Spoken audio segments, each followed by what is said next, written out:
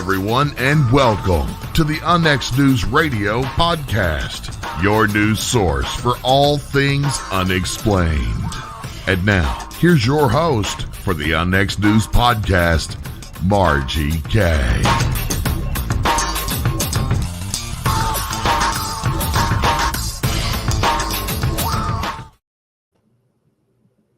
Good evening, everyone, and welcome to Unnext News. I'm your host, Margie K. We're here every Friday evening, and I'm glad you could join me tonight. Got a lot of special things to talk about and a good show for you, so hang in there. I just want to run across over a couple of things before we get started this evening. First of all, I just posted a special report video on Unnext Network on our YouTube channel. So when we're finished with this show, go right over there and check that out, because the interview is amazing. And I interviewed Jim Gray. He is on the board of directors for the Geneseo, Kansas Museum. And they are having World UFO Day on July 2nd, 2022, for the first time ever. And the reason that this is happening is that not only is there a museum there that's dedicated to local history, but the person who lived in that house before it was the museum, or actually he created the museum, was very interested in ufology in the 1950s and 60s. And he created a, display there that's amazing. But the big news is that the town recently ran across something very odd right next door to this museum. They acquired the property, and then they found some very, very old concrete, which they believe was probably put there in the 1940s because it's so old looking. And they found a compass in the concrete. Now, on one of the lines of the compass is a UFO. And so Jim got the idea of getting a map out, and he checked the compass and looked at the direction that line was facing, and it is aimed directly at Roswell, New Mexico.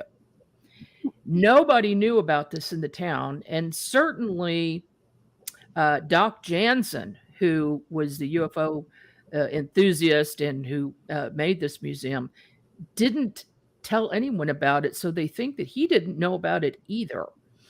But at any rate, this whole event is an all-day deal on July 2nd. It's free to go. There is no motel there, so but there is an RV park that's a few miles away, and there's a motel in another town nearby. But if you want to go check this out, it sounds like a lot of fun, and I am going to be there, and I am going to be speaking there. So I also want to remind you to check out our webpage at unexnetwork.com, where we have a listing of conferences, among many, many other things, including, of course, our shows. And we have a show lineup. We also have new shows coming on this month. So be sure to check that out. My guests this evening are Ed and April McQueen with Omega Paranormal KC. KC is for Kansas City. They've both been interested in all things paranormal since they were children. They were introduced to paranormal investigations by watching the hit show Ghost Hunters in the early 2000s. About 15 years later, while discussing paranormal activity with friends, Ed and April were invited to join a paranormal investigation team. It was during that time that they fell in love with investigating the other side. They've experienced shadow figures, apparitions, flashlights turning themselves on and off, energy spikes, electronic voice phenomena, knocks, and amongst other forms of unexplained communication. In 2021, Ed and April started Omega Paranormal KC with the hopes to share investigating techniques with others so that we can all embrace the other side rather than fear it. Welcome, Ed and April. Hi, Margie. Thanks for having us. Well, thank you so much for taking time out. I know you guys are very busy. You've got a lot of irons in the fire like I do. So let's just start with your backgrounds. Ed, how did you get interested in the paranormal? I've always been a fan. I was always a fan of the various cryptid shows, and anytime Unsolved Mysteries or any of those various shows would come on, I was glued to them. Mm-hmm. And how about you, April? The same thing. Unsolved Mysteries was one of my favorite shows, and then I had a few experiences as a kid that later I found out, because Ed, he's like a wealth of all information. He knows a lot of stuff about a lot of things, and so he introduced me to the fact that what I was experiencing as a child was the Hat Man. I don't know if you've heard of him before. Oh yes, I've seen the Hat Man. Okay, so that's what I would say, and I still see him like not very often, but every so often now. But what Really? it is he would like stand in the doorway and not come in, but I was like scared to move. I wasn't afraid he would do anything, but it was like I was paralyzed. And he would just stand in the doorway and then disappear. And he had this like hat on, like not a kind of like a cowboy hat, between a cowboy hat and a sombrero type thing. But that kind of like piqued my interest. Really? Yeah. Well, for those of my listeners and watchers on YouTube, can you describe what the Hat Man is? I'm going to pass that over to Ed because he knows all the versions of the Hat. Okay. There's multiple versions of him. Okay. There are two primary entities that most people describe as the Hat Man. There's the Hat Man, which is, like April said, he classically wears either a cowboy hat or, like her description, I think I've got it a little more pegged down to like a bolero type hat, like a Spanish mariachi player would wear. Mm-hmm. There is also now the Hat Man that she has seen, and the one that has the smaller hat like that, classically tends to be more of a protector spirit. It is renowned for showing up and keeping children, primarily keeping them in their room and keeping them from witnessing or experiencing something that could cause some kind of a psychological trauma. There's a lot of people, a lot of kids that have, or people that described when they were children, a parent or a person would come into the house very drunk and belligerent, and the mother would get the brunt of it while the child was paralyzed in their bedroom by this hulking, shadowy figure standing in the doorway, not making a move, but keeping the child in the bedroom. Okay. I have been an investigator for a long time, and that's the first I've heard of that. Now there is his alter ego, or the counterpart, which a lot of people refer to as the Top Hat Man. It's a slightly lankier, taller spirit, and it wears basically a hat like Abraham Lincoln would wear, a stovepipe top hat. Mm-hmm. That one has no problems about getting right up in a person's face. Most people tend to think that it literally feeds off of fear. It will get up in a kid's face or up in a full-grown adult's face, and it actually does have like some people have described it having a skeletal or a zombie-like face, and it will get up and do things, say things, and purposely do things to terrorize the person that it's appearing to. Yeah, that's what I've heard, and I've seen the Hat Man. I haven't interacted with it, but my daughter did have an experience that was terrifying, and he put something around her neck and actually yanked her across the bed by the neck with this scarf, and then the scarf went through her neck like it was an ethereal thing, and then disappeared, and he disappeared. Wow. But she clearly saw him, and this physically happened. to her. So, I mean, that was a terrifying incident. Thank goodness it has not happened again, because she put some protection up around the house. So, with that in mind, what would you two suggest to people who have a negative energy or negative entity like that in their house? Are there some things that people can do to protect themselves? Yeah. The main thing I've heard is like the black type stones like tourmaline and onyx. They can put that around the house as protection stones. I've heard of saging, but sometimes saging works and sometimes it makes them more angry. Mm-hmm. So that one's an iffy. Those are only two things I've heard. What about you, Ed? Yeah, there's a whole host of different stones that you can use. The black ones tend to be better.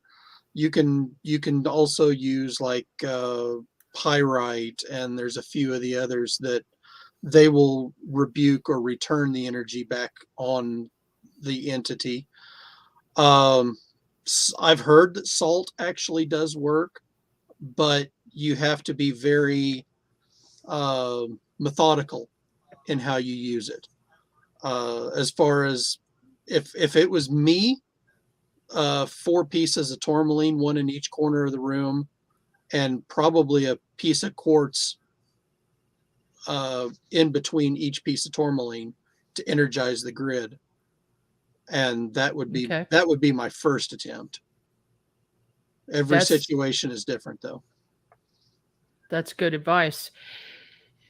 So, what is the area, the general physical, geographical area that you guys work in?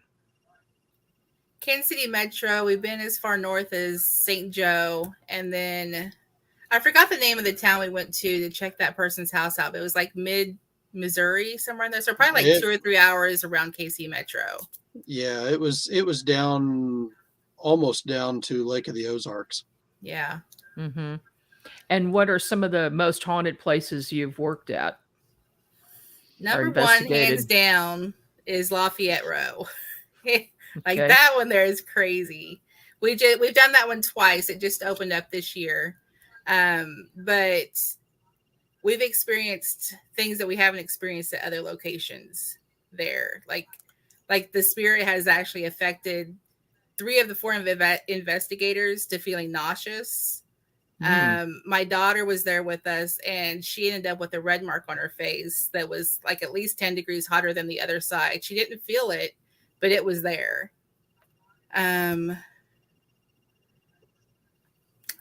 What else did we experience there, Ed? Did you get any EVPs there? Well, there was footsteps upstairs while we were downstairs, and that came through the recorder. Mm-hmm. As far as EVPs, though, what did we get? He listens to all the audio, so what did we get? We've gotten, oh heck, I don't remember what all we've got now. From there, we've had a lot. Actually, we've gotten a lot of what I would consider residual noises. I went in the last time we went up there. I dropped a recorder in 2 rooms and let them sit with nothing in the house. We walked in, I set 2 recorders and left the building. And for over an hour, I heard footsteps. I heard drawers, what sounds like the drawer pulls clinking against a drawer. I heard, there was a couple of times that it sounded like cloth being rustled around. And just, I mean, every manner of noise. It sounded like a busy, bustling house. Wow. But yet there was nobody in the building at all.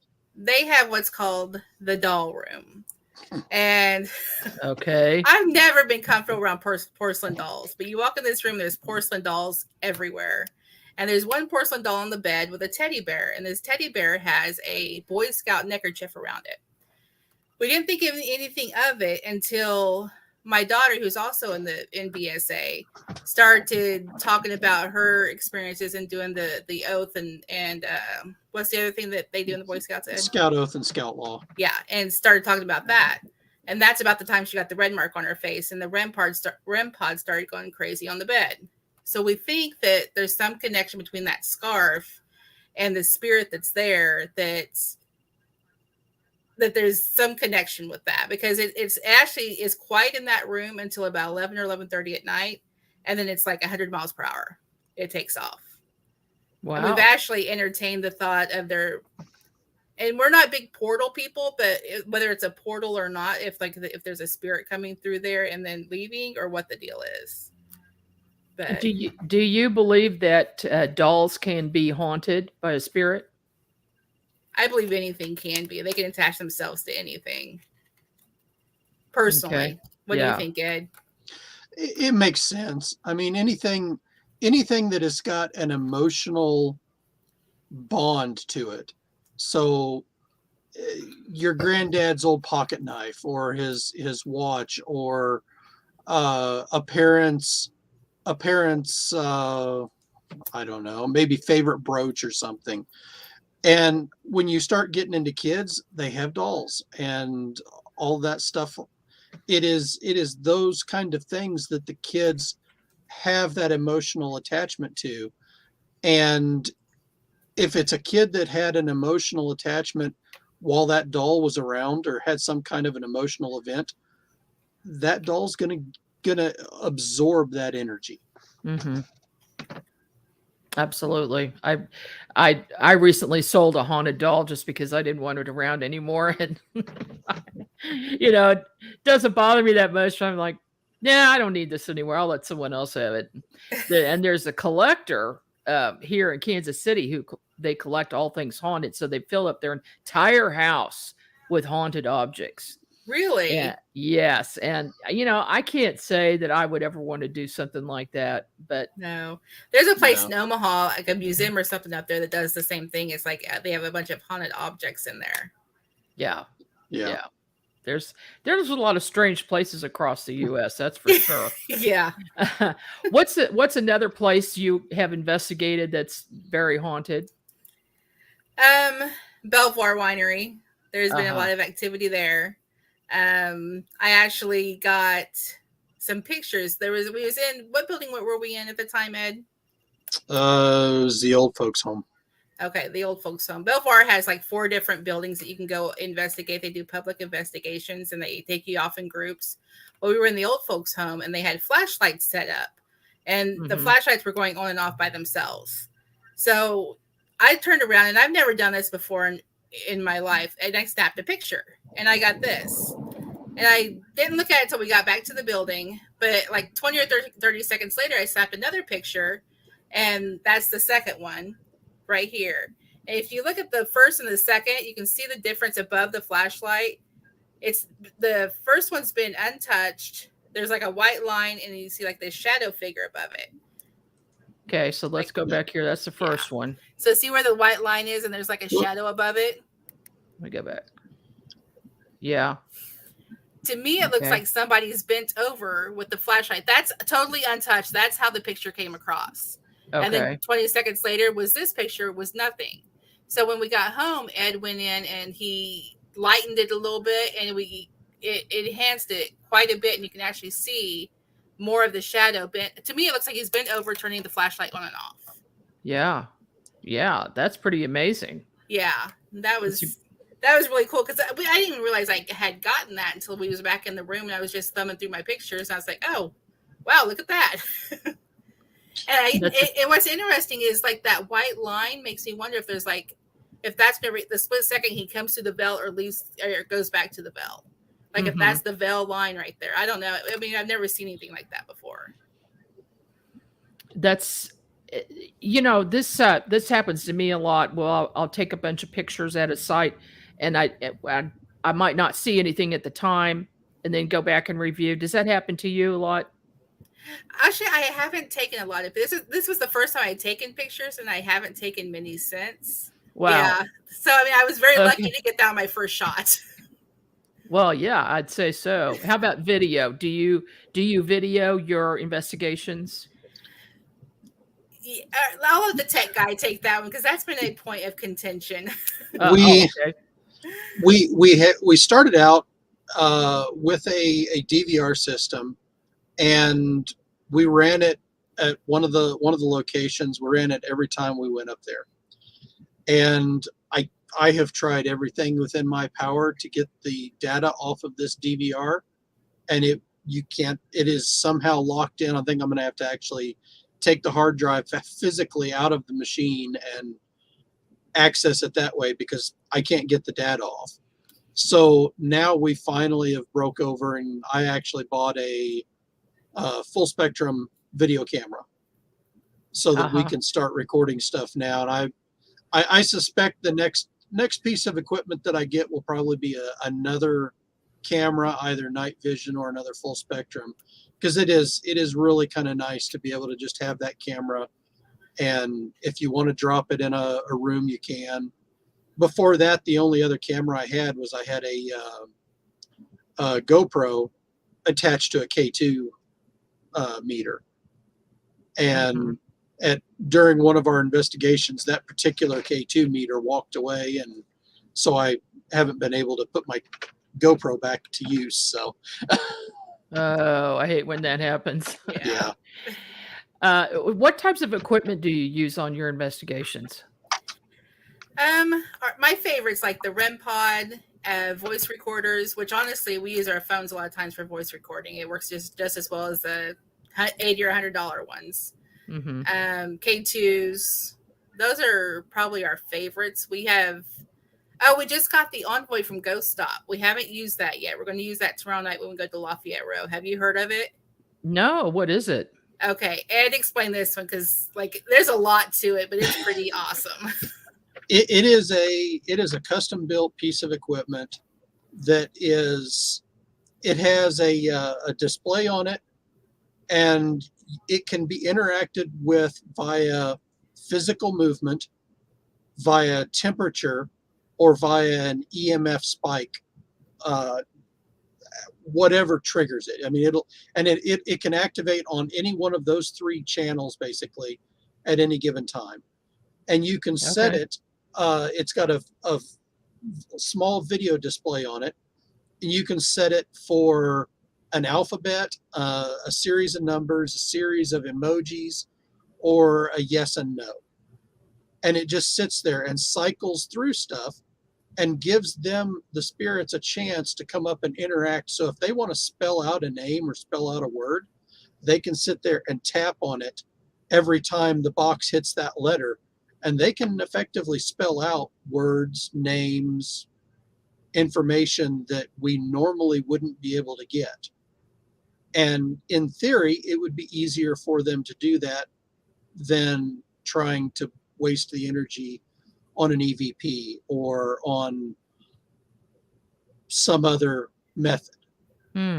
Interesting. I'll have to check that out. I know I love my REM Pod because it will sit there and do nothing, and then when you ask a question, it will go crazy. Yeah. Or if it's sitting on something that's haunted, it'll go crazy. Mine has done a couple of times. It has done something that it sounds like Morse code. Has that happened to you? Yeah. Up at Lafayette Row, we've actually had it. It was to the point where I actually ran some of the audio through a Morse code translator, thinking that it might pick something up, but it didn't. But yeah, it was insane. We were getting all sorts of just odd data that was causing the REM pod to go off at intervals that sounded like Morse code, but it wasn't really there. Yeah. It's pretty crazy when that happens. Did you find with the REM pod that it was, because there's not a lot of information out there on how to use it and what each thing that goes off, what it means, what it does. Yeah, that's true. That's true. So we finally found something and figured out, okay, well, this sound means it's the temperature, and if the different colors mean it's the different how close somebody gets to it or away from it. And so that took us the longest time to figure out, because I'm it's going off, but how do we know it's not the air conditioner or something else? And yeah, it's with the antenna, there's a static field, And then if something enters that field, so something has to actually enter that field to make that go off. And if everybody's standing 10 feet away and it goes off, that's a pretty good indication that there's something paranormal happening. Yeah.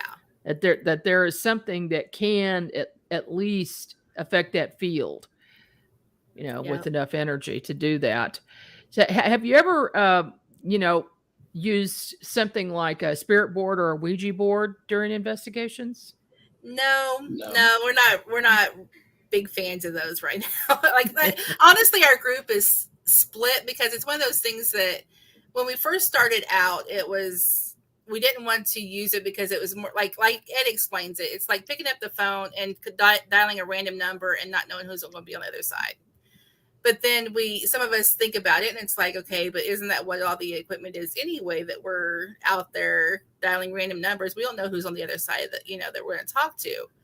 And so it's one of those, we're just on the fence whether to use it or not. But right now we're in agreement of no, not in our investigations right now. I don't mind them interacting with my equipment, but with a Ouija board, it requires them to effectively take control over my idiomatic responses, and I'm not real proud of that or real happy with that. Yeah, I can understand that. Yeah, some people are for, some people are against. So I just wondered, have you ever run into a situation during an investigation that scared you away from the site and you would never go back? It scared us away from the site for the night. Okay. But we are going back tomorrow. Okay, and what is that? That was Lafayette Row. Lafayette, we had booked the night to stay the night there, and it was the night that my daughter got the red mark on her face, and all that was going on in the doll room with the REM pod, and just a lot of negative energy, even to the point when we left the building. They locked the building with a chain on an iron gate. Well, when we left the building, we were all standing outside, probably a good 15, 20 feet away, and that gate started shaking. And we're like, okay, we're out. Like, we'll see you later. We're leaving.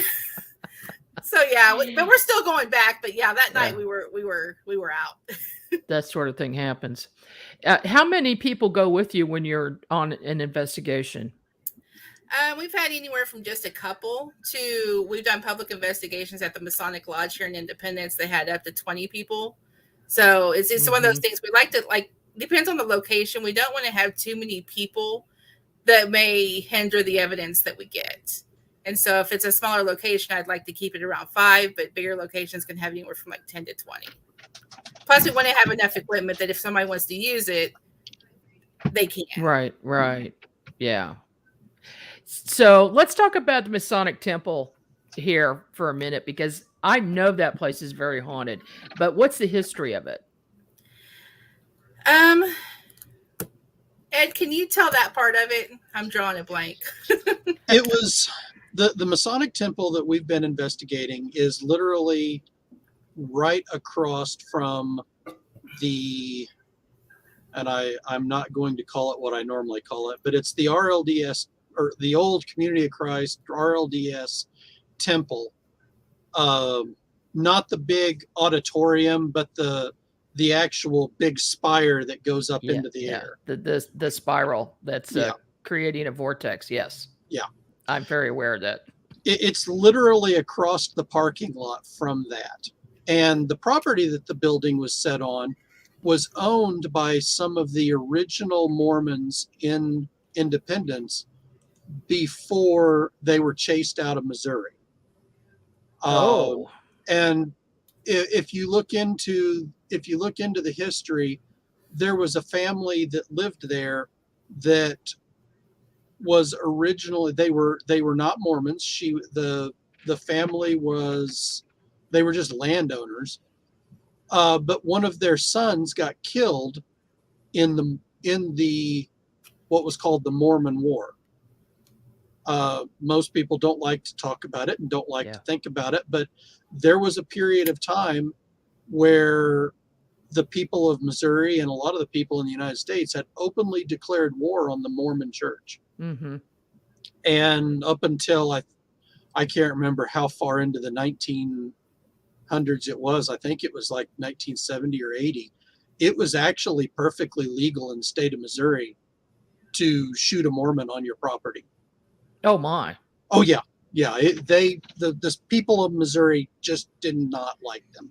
Oh, I know they wanted him out, and they chased him out. But the property, at one point, the lady that owned this property, one of her sons was killed in a battle with the Mormons, and she was a very forgiving person. And so she requested, instead of hunting down the Mormons that were in the area, and I think it was actually Joseph Smith and his original band of followers, but I can't remember. Instead of hunting them down and wanting them killed, she wanted to have a genuine sit-down discussion with them to hear from their side why all of this was going on. And so we know for a fact that that property had held it had seen the sorrow of this lady and her eldest son being killed, and then the discussion between her and the Mormon leaders when they came to talk to her to tell their side of the story. Fast forward a little bit further, the cornerstone of the building, when it traveled through several various owners, and then eventually it was bought by someone that decided they wanted to build a Masonic Lodge. Well, at the time, the person that was there to set the cornerstone for it was none other than Harry S. Truman. He set the cornerstone of the building.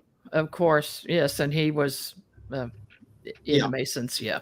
Yes, and one of the Masons is actually made that we've worked with there at the site, has told the story about the fact that Truman would get out, he would go for a walk, he would leave his house, walk up to the Masonic Lodge, and hang out for a while with the guys there at the lodge. And most people don't realize Harry Truman was the last president in the United States history to drive away from the White House without any Secret Service. Yep, right. When he returned to independence, he had no security detail, and it wasn't until like 6 months to a year after he had been gone that the next president actually enacted that rule, and he had a security detail show up with him. But for the first little bit there, he would show up at the lodge with security detail. They couldn't come in because they weren't Masons. So he had a little privacy. he would go in and he would hang out with the guys. Well, He's probably smoking his cigar. Yes. Probably. Away from the wife. Yeah. They talked about the fact that he showed up one day with security guys and they couldn't come in. And darned if the next time they all came and showed up at the lodge, every one of his security detail were now Masons. Oh, okay. Somebody pull some strings and make that happen. Yeah. Poor Harry. Yeah. I know that he was seen walking around Independence all the time. He took long walks. A lot of places he hung out, around the square, and even a house that my sister used to own in Liberty that used to belong to the Hall family. And Harry Truman would visit them. They'd go down in the basement, play cards and smoke, away from the ladies. So that hall, now you had an event there that I participated in. The minute I walked in, I'm like, okay, there's a lot going on here. I can see why this is happening at this place. So what is going on there? What kind of hauntings are we talking about? We haven't experienced anything negative there at all. We've heard knocks upstairs in the actual, I don't know what room that called. The ritual room. We've had knocks up there. We heard a growl in the hallway upstairs, which is right outside that ritual room. They have a little closet area downstairs. In this little closet area, people had bad feelings whenever they go over in that corner. So one night, whenever we had a public investigation, everybody was out doing their own thing because it was like the last hour and everybody could go wherever they wanted to experience what they wanted to. And I had the feeling, okay, I want to go over in this corner and figure out what is going on over here. So I walk in by myself, and even if you're a seasoned private investigator, if you go into a dark room by yourself, you're still going to be a little bit scared.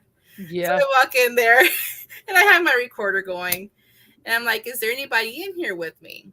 And there's a little bit of pause, and it comes through, smile, like this raspy smile type voice. Well, Ed finds this at like 10 o'clock at night. And to me, it sounded like really sinister and evil and stuff like that whenever I listened to it at 10 o'clock at night. So then I wake up the next morning and I listened to it, and I was like, what if they saw my little bit of fear and about going into the room and said, hey, smile, it's okay. We're all friendly here. And so it kind of like, I use that as a story to teach people that sometimes whenever we think something is sinister, if you go back and really think about it from the other person's perspective, because that's all they are, is they're people that have passed on. From their perspective, it's not really negative or sinister. They're just trying to make us feel better about what's happening. Mm-hmm. Well, Yeah.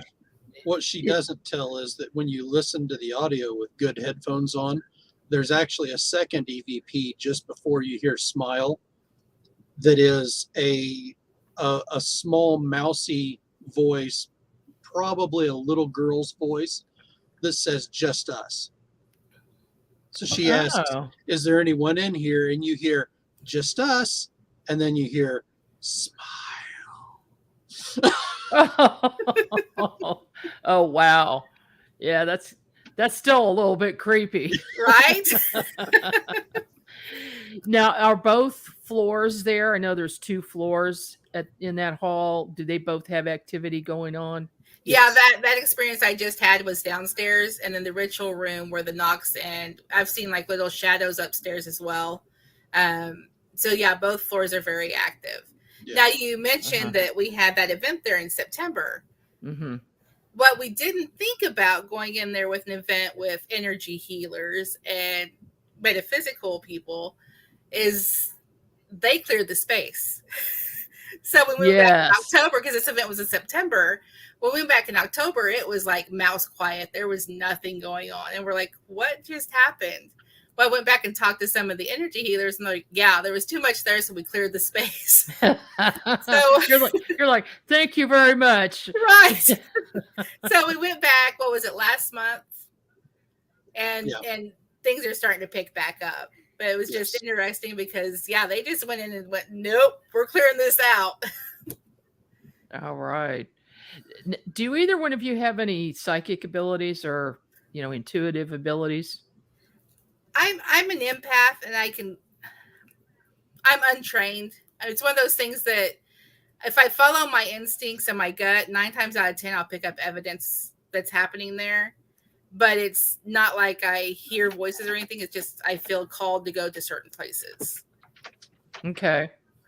So if you're in a location, you'll sense where to go.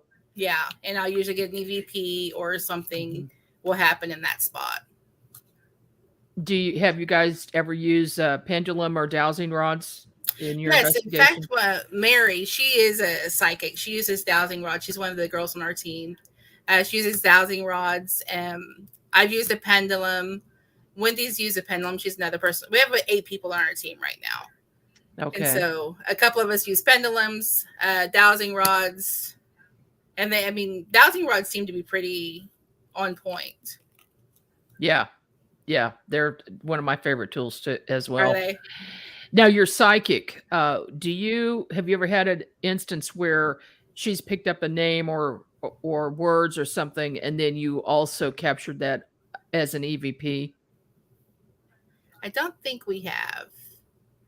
There's been times, because I forgot to mention the spirit box is one of our favorite tools as well. And so a name will come through there that later will be confirmed either through EVP or through one of, somebody else saying the word and confirm it. Or a word coming through that nobody picks it up until somebody realizes what the word is actually short for. Yeah. Okay. There was an So- experience that we had the spirit box out, and it was at a friend's house, and we had a friend die a couple years ago from cancer, and come to find Oh. out what he had come through the spirit box because he said a word that pertained to the location and the people at that location that would tie him to it. No. So Okay. that's what Ed was referring to. Yeah. Do you ever run into a situation where you think you're seeing just residual energy and the spirits are not, and they're not really spirits that are haunting a place? You're just seeing a residual effect. The first one that came to my mind would be Lexington battlefield. We Mhm. were in the middle of the battlefield where there's, I think that was more residual than, We've gotten both out there. I'm talking about the flower thing.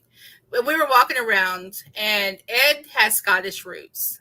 And so he sees, what's the name of that flower, Ed? The thistle. The thistle, which is Scotland's national flower. Okay. And We so call it a weed. They call it a flower. Uh-huh. He walks over to it, and he just starts doing the EVP session because it was right there by itself. There was no other thistles in the area. And so he starts doing an EVP session. And I forgot what question he asked. But do you remember your question? You mean the one that we got the EVP off of? Yeah. I asked them for some way of telling me whether they were a soldier or a farmer or whether they were just in the wrong place at the wrong time or what. Some way to describe where they were from or who they were. Well, in the background, a couple of times we'd hear cannons go off. And then the EVP came across as current news. Well, I came back home and looked up current news, and that was the Scottish a paper in Scotland that was running during the time of the Civil War. Yeah, it was the actual newspaper of Edinburgh, Scotland at the time of the Civil War. So with the cannons going in the background and that coming across, it makes me think more of residual. That's a strange connection, though, isn't it? It is. It makes me wonder what's in that paper. If it had something to do with that area. That's a good. I didn't look more into it. That's a good point. Yeah, like newspapers.com or something. Yeah, I would look at the history of that. That's a good point. Picking that up. I think that's. So you've got some events coming up. Why don't we talk about that for a minute? What do you have going on? Well, I also am co-owner of KC Spirit and Paranormal, and we have a convention coming up in Branson on July 23rd and 24th. I'm going to have awesome talkers, including Margie K. And we have, and we're going to have Debbie, and do I pronounce her name Ziegelmeyer? Yes, that's right. And she's going to talk about USOs. And we have Carter Bouchard talking about Bigfoot, and then we have aliens and all sorts of stuff going to be discussed down there. Then we also are going to have psychics and mediums and things you can buy, and iridology, which, in case you don't know what that is, they look at the iris of the eye and they can do a psychic reading on it. Mm-hmm. So there's going to be lots of cool stuff to come out, and it's only $8 a day, which is a steal for one of these things. That's insanely low price. Yeah. And you've got over 30 vendors. What is a spirit gallery? A spirit gallery is where you go in and a psychic comes in and they do readings on the audience. So they'll pick somebody out of the audience, or they'll like have a spirit come through and they say, okay, does this spirit connect with anybody? And they'll explain what the spirit is saying.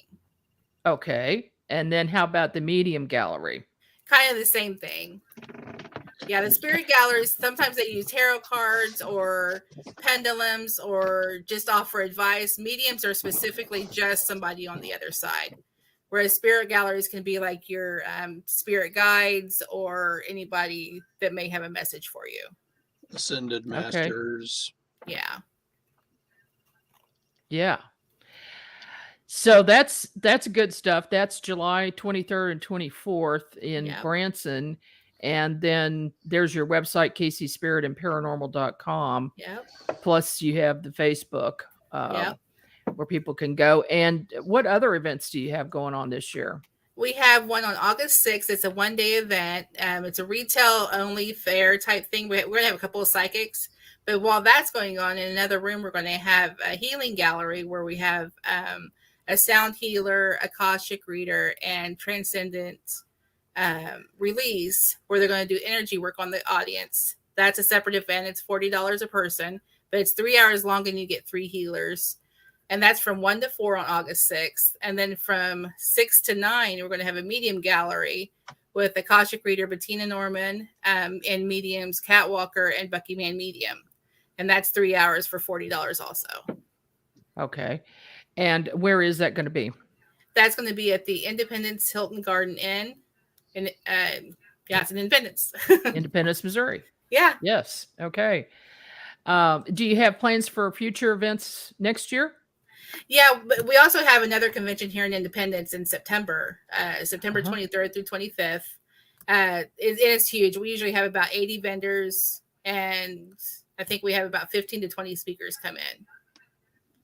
Yeah, I was at the last one. That was a really lot of fun.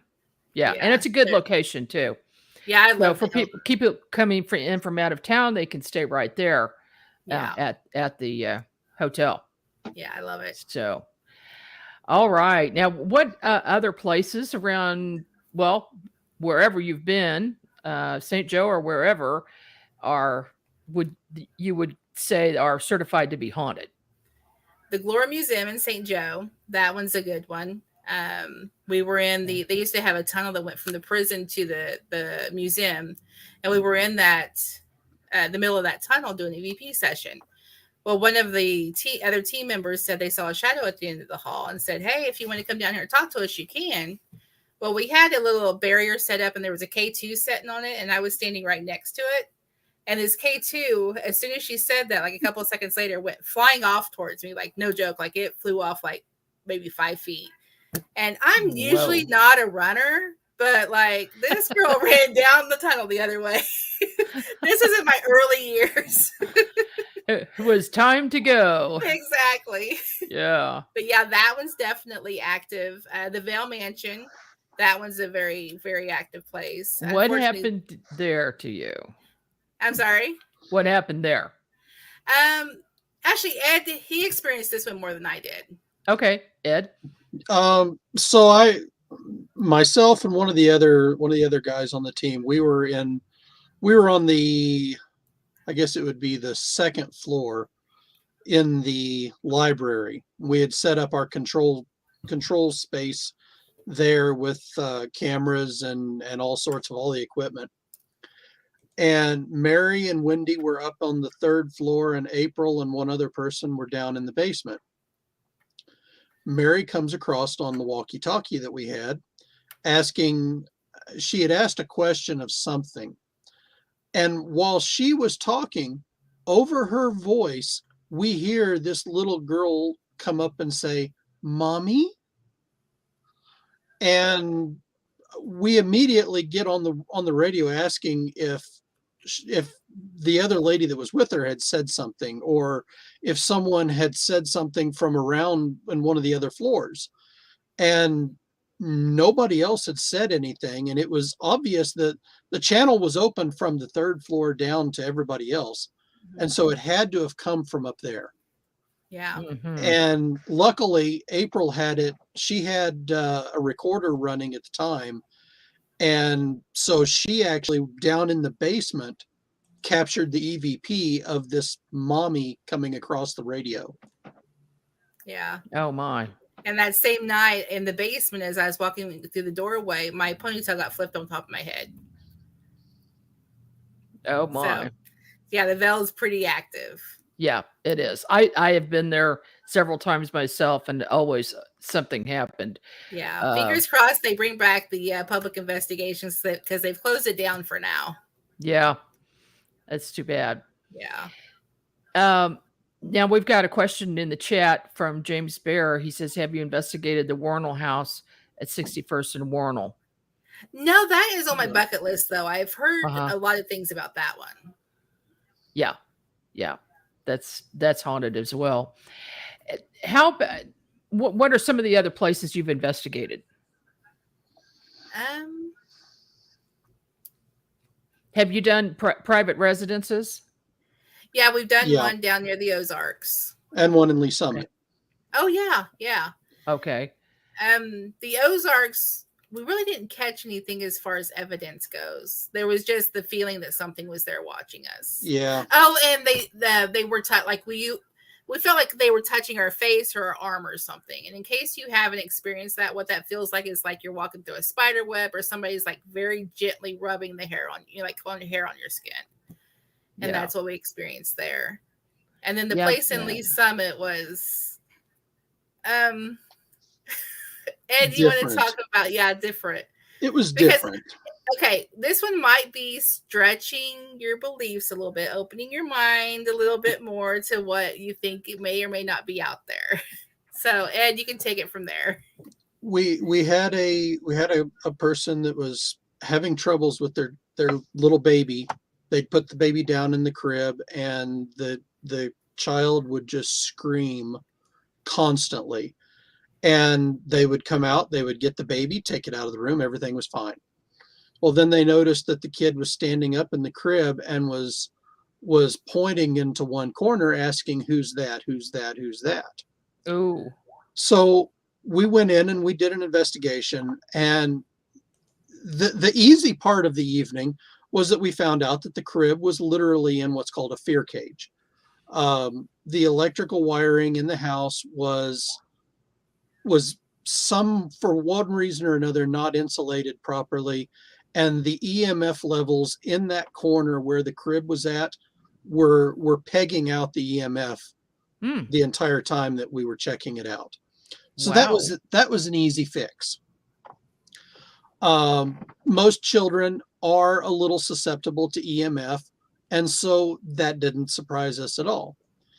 We had also had the REM Pod in one corner, and we'd been trying to just kind of spitball and debunk what the kid may have been looking at. And the REM Pod had gone off once or twice, and it wasn't really anything specific. And so we were starting to get kind of frazzled, and I just went on this tirade of, okay, what are you? Are you this? Are you this? Are you this? Are you this? Naming every entity type that I could think of. And I started out with ghosts and went to spirits and spirit guides and spirit animals. And then I started into some of the more obscure stuff. I went into dragons and fae and brownies and fairies. And that's when the REM Pod went off.